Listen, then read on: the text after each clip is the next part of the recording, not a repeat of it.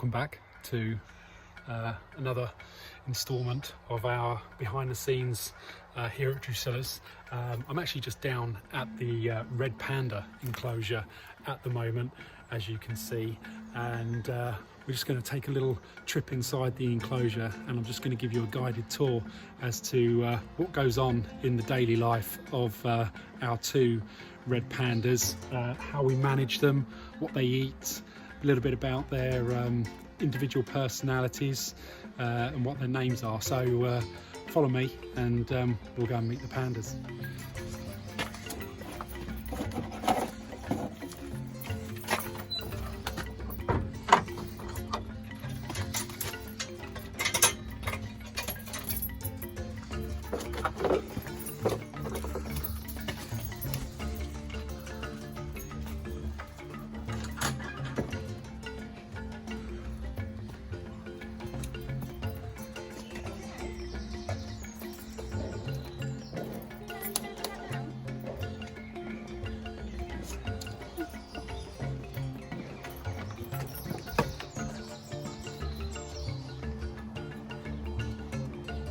Hi everybody, so as I said, we are just in the red panda enclosure at the moment, and I'm just here with my colleague Dana, who's one of the senior zookeepers here at the park, and with us at the moment is Maja.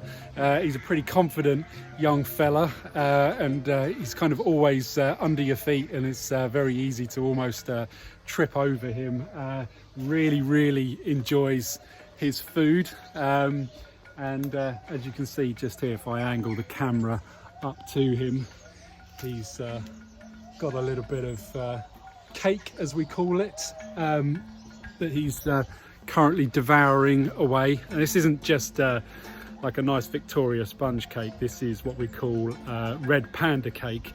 It's a specially formulated cake that as Dana's just shown you here, it's quite dry looking, and it's made of different grasses and things like that. It's really high in fibre, as fibre is a huge part of their nutritional requirement as pandas. And at the moment, Dana's just trying to lure down Mulan. Mulan's a little bit more nervous, and takes a little bit more encouragement. As I said, Maja is particularly confident and will make absolutely no bones about trying to take the food from the bowl. And we always feed them up on these platforms. They don't really like to come down to the floor. So that's why the platform is there, and it's an area where people can come and do an encounter with the pandas. That's an option that we provide when we are obviously open to the public. And once they finish their morning cake, we give them the cake by hand, because it's a really good opportunity for us to be able to just get up very close and personal with the pandas and check them over, make sure that they're nice and healthy, got good clean teeth. There's Mulan coming down just now to take a piece of the panda cake. Yep, she's off again. And normally with all the other food that we give them, I say all the other food, the bamboo that we give them, we put that out in the enclosure for them to feed themselves. So this is just so we can make sure that they're nice and healthy. But we'll have a little wander around the enclosure and explain a little bit about the layout.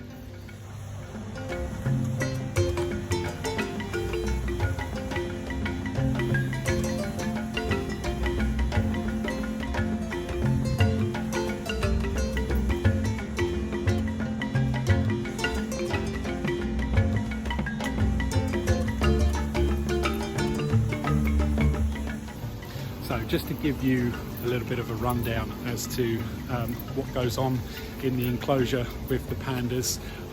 We're just at the back of the panda enclosure at the moment, and this is one of their nest boxes. We have 3 nest boxes throughout the enclosure. And just to take a little look inside, which is an area that you probably never really get to see, just take the camera in there. So they have a little straw bed, and they come in via this area around here. So they've got a windbreak and they hide behind here, and you can just see this flattened straw where probably Mulan was sleeping last night.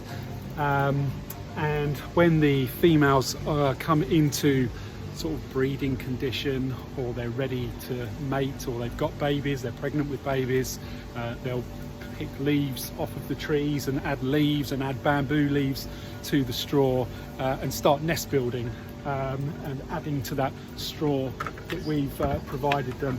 And the reason that we have 3 nest sites, so we have another one just over here, and then another one just down a bit further down there at the front of the enclosures, because the pandas will occasionally move the babies around, which is a really natural thing to do in order to protect them from predators.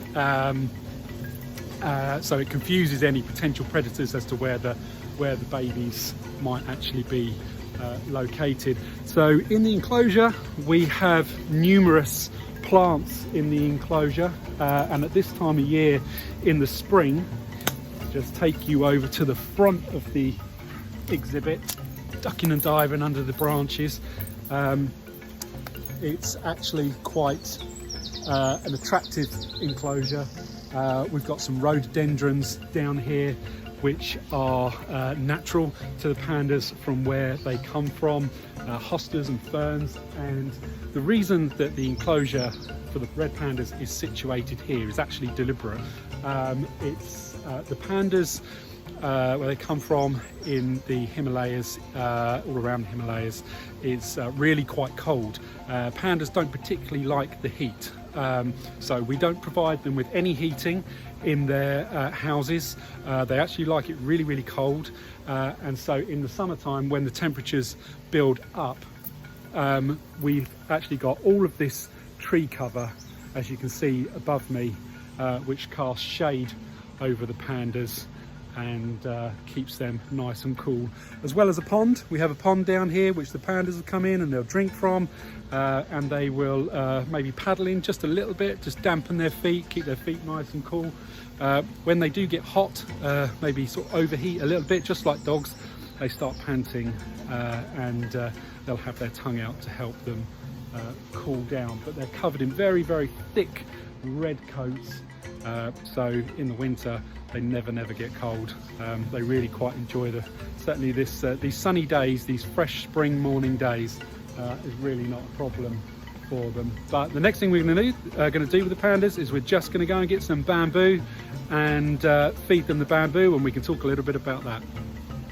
So just at the minute we're just at the back of the panda enclosure, which is where we store the bamboo for them.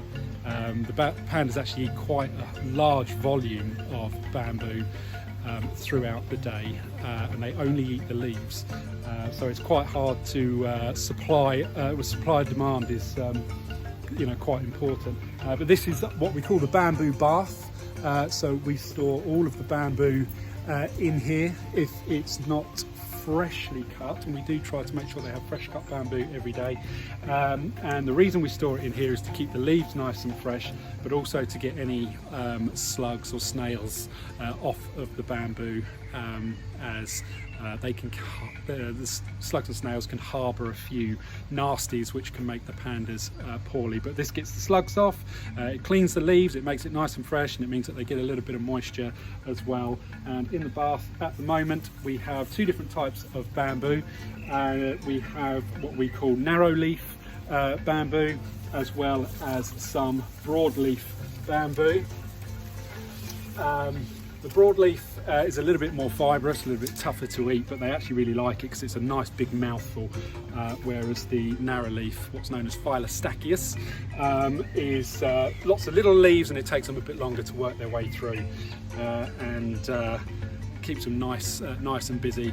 And we'll take some of this and we'll go into the enclosure and give it to them.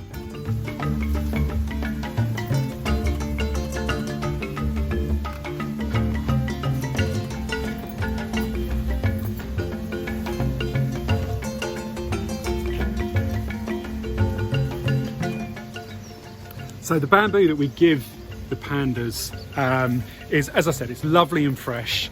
and we give them so much of it, one because they want to eat so much of it, but also because bamboo isn't particularly nutritious, and it doesn't matter which type of bamboo you give, it's all sort of nutritionally about the same, but they have to eat a lot of it to get the nutritional requirement that they need to function every single day. So if I just angle the camera up there so you can see them a little bit better, they feed really, really well together. There's plenty of food to go around.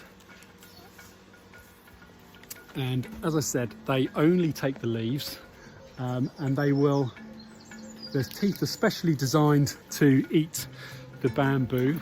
And the reason we only give them a little bit of cake and mainly bamboo is because the bamboo is a little bit like nature's toothbrush. It keeps their teeth nice and clean, and sort of scratches away, you know, any plaque that's maybe building up. You can see them just stretching there for some of that bamboo. But if we give them anything like fruits too often, that can have a detrimental effect on their teeth, on their dentition. By the time they get to sort of anywhere between 8 to maybe 12 years old, it can have a little bit of an impact. But by keeping them on the bamboo, which they love every single day, it's like the first time that they've had it, it keeps their teeth beautifully white and healthy. And if we can maybe have a look at what Maja's doing here, you might just be able to see Maja's left paw just there. They've got retractable claws, and they also have what's called a pseudo thumb, a fake thumb, and it's known, the science behind it is an elongated radial sesamoid bone, but it's actually just like a thumb, and they're able to grasp the bamboo and pull it towards them. And the way that Dana has put the food out, the bamboo out, is so that they have to reach up and pull the bamboo down towards them to eat, which is far more natural for them than just putting it on a plate or on a shelf for them to pick up. We make the animals kind of work for their food a little bit, and to keep all these behaviours nice and natural.